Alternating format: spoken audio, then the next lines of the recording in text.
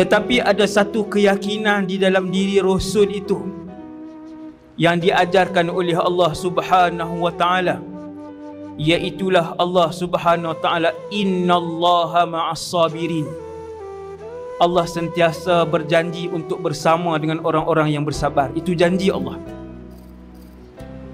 Innallaha ma'al mu'minin. Allah janji untuk duduk dengan orang-orang yang beriman. Nabi Musa jawab dengan begitu yakin kepada Allah.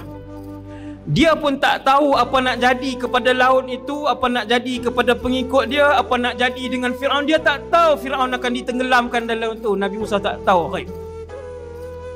Tapi dia baik sangka dengan Allah. Nabi Musa jawab, sesungguhnya aku ada Allah, kata Nabi Musa. Sayahdin, Allah akan bantu aku. Waktu tentera Firaun dah dekat, Allah wahyukan kepada Nabi Musa alaihissalam untuk memegang tongkat dia. Allah Ta'ala pun arah, wahai Musa, belah laut ini. Lalu dibelah, laut itu terbelah. Mukjizat Musa alaihissalam. Lalu Allah selamatkan Nabi Musa dan pengikut-pengikut dia yang beriman. Tanggal itu adalah 10 Muharram.